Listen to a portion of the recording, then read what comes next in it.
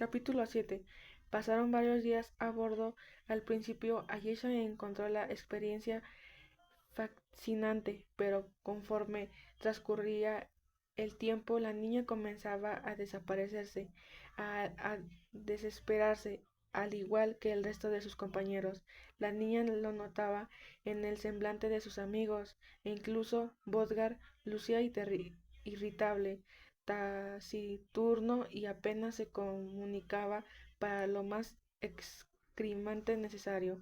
Todos los días, por donde quería que Ayesha volteara, veía el mar interminable y azul, extendiendo su clorútura turquesa y crestas espumosas, levantarse y extenderse hasta donde su mirada se lo permitía. De vez en cuando, una manada de ballenas pasaba nadando en dirección contraria muy cerca de ellos.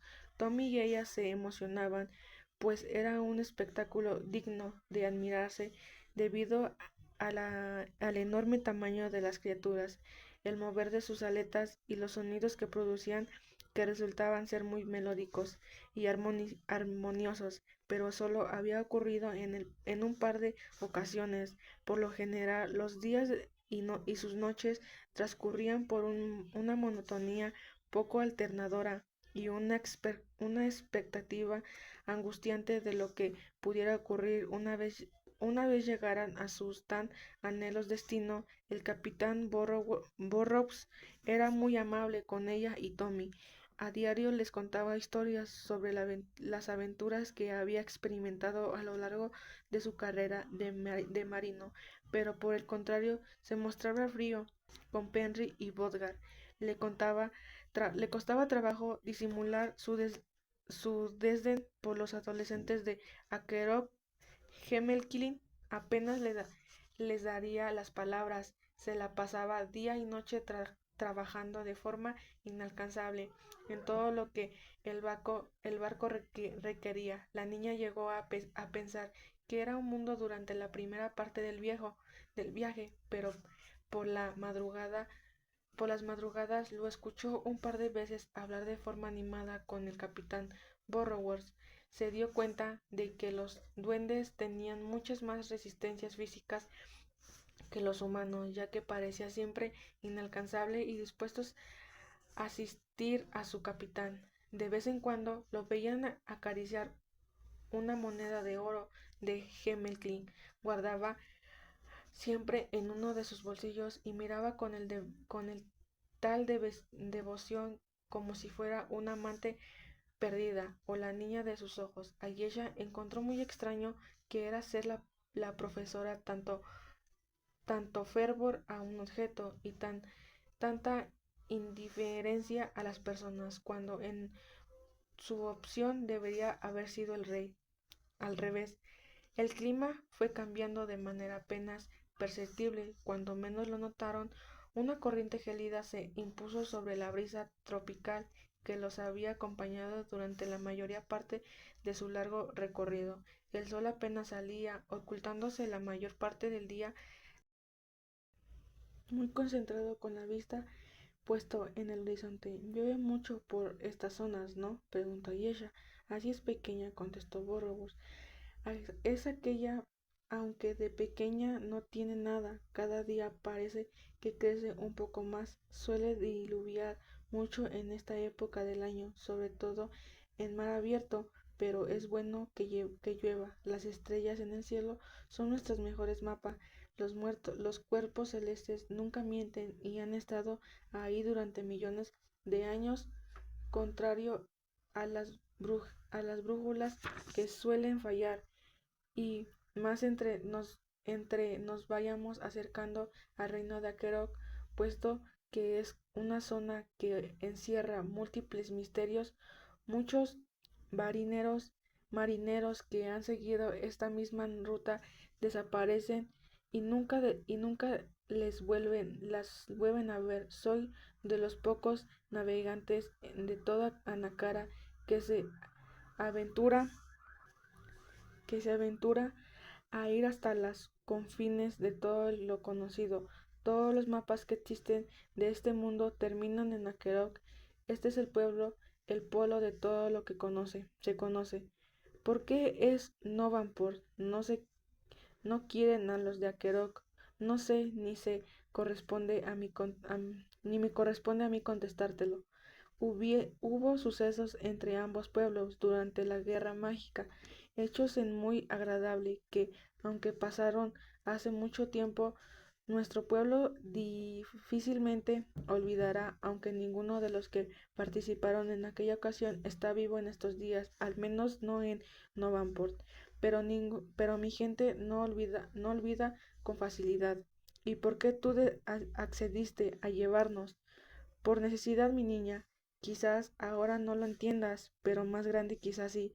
Tengo muchos clientes en Akerok que me pagan bien por mercancías que no se encuentran ahí con facilidad, así que me he navegado por esta ruta cientos de veces en buenas maneras de ganarse la vida para alguien tan solitario como yo. En realidad, nunca me he sentido como cómodo alrededor de las personas o alguien que tenga en común con Hamilton. De todas formas, me alegro mucho de haber aceptado esta misión, de que haya traído grandes beneficios, de los económicos. Tommy y tú son seres que los que uno ya no encuentra con facilidad. Ambos son poseedores de corazones puros y almas rebonantes, de ganas de vivir. Un tesoro muy poco volantado en estos días, si me lo pregunta. Nosotros también estamos contentos de haberlo conocido, capitán. Nuestro viaje hasta encontrarlo había sido muy rostuoso. Perdimos a uno de los nuestros y la desgracia parece acompañarnos a donde quería que íbamos. Agradezco que todo aquello que haya quedado en el pasado. Estoy segura de que de ahora en adelante de pronto las aguas comenzaron a estrepitarse. La ciega negra empezó a bombolearse en un lado a otro de manera violenta, como si fuera un barco de juguete. Tanto el capitán como la niña sintieron un temblor debajo de sus pies, como si una enorme masa se hubiera resplandado de la forma sosegada debajo de ellos. Aún no anochecía, pero el crepúsculo se acercaría sobre ellos en un resplandor inusual y maligno. Ayesha se asomó por la cubierta, pero el color del mar allí era verduzco y no podía ver nada, aunque creía algo bajo de ellos se movía. La niña volteaba a ver a Borrowood, que en esos momentos se había quedado tan inmóvil como una estatua. Solo sus pupilas se desplazaban zigzagueantes en todas direcciones y la niña no supo cómo interpretar aquello. De repente sintió como un enorme esfuerzo sujetó el barco con varios y enormes lazos, deteniéndolo de forma brusca y produciendo un tirón violento que hizo que la embarcación surgiera y se estremeciera. La ciega negra dejó de moverse y los pocos requisitos de la luz en el capitán celeste se extinguieron por completo. Penry, Tommy, Bodgar y Hamilton accedieron por lo de, da, de la danza de comatores con los rostros polidos de asombro. ¿Qué está sucediendo? Preguntó el capitán Penry. Borrowood se llevó el dedo índice a la boca, indicándole que guardara silencio. Tenía el semblante aterrado y el rostro tapalido como un aqueador. De pronto, un tentáculo largo y lechoso salió de las profundidades, salpicando a todas las presentes. El tentáculo se postró encima de la cubierta, contorciéndose en busca de cualquier cosa que pudiera tocar. Teníamos ventosas púrpuras que se abrían y cerraban como tenazas. Ayesha gritó y vio el semblante de horror y asombro que los presentes. ¿Qué es esto? Preguntó el capitán Penry. El Highland Hatcat contestó Borrowworth a manera de susurro. Creía que solo era una leyenda. Estamos perdidos. De repente, más tentáculos salieron de las profundidades y se postraron por todos lados, avalándose sobre la embarcación con violencia. La siega negra crujió y se cimbró hasta la última viga. Ayesha pensó que ese era el final del trayecto para todos. Bodgar sacó su mayal y Penry sus hachas, defendiéndose y atacando los tentáculos que estaban sobre la cubierta, aterrándolos, pero las extremidades de la criatura oculta en las profundidades eran muy anchas y fuertes, parecían serpientes gigantes y poco era el daño que ambos hombres podían hacer. La embarcación se planeaba de forma preténica como un vil cachorro manipulado por facilidad por las grandes bestias que los acordaban. Bodgar sujetó su mayal con ambas manos, levantándolas y descargando su arma con ferocidad sobre uno de los tentáculos, cortándolo de un solo tajo y desparrando un torrente de sangre viscoso color púrpura. El King-Tactar detuvo un ataque y sus extremidades alargadas se replegaron de nuevo hacia las profundidades del océano, debajo de los tripulantes del barco, de nuevo en un silencio angustiante y fuera del cautiverio de la bestia. ¿Qué es esto?, preguntó Penry, debutiendo. No lo creo, contestó Bodgar, susurrando. Si supieran la mitad de cosas que ha escuchado acerca de Queensland, Qatar, les haría la sangre. ¿Aún más?, preguntó Tommy. Sí, salíamos vivos de largo. Todavía no ha terminado, dijo Hammerclean, con una voz temerosa, provocando el asombro de todos. Yo creo que la criatura se ha ido, dijo orgulloso Bodgar. Vaya, sí le enseñé una lección. La embarcación se volvió a estremecer y todos los bordos sintieron como si esta fuese levantada por una ola gigante. Las aguas se arremolinaron con violencia y de ellas emergieron de nuevo los tentáculos que esta vez sujetaron el barco con mucho más fuerza que a la vez anterior. Una cabeza des, descomunal con forma áfrica y constitucional gelatinosa surgió de las aguas ignotas hacia la superficie.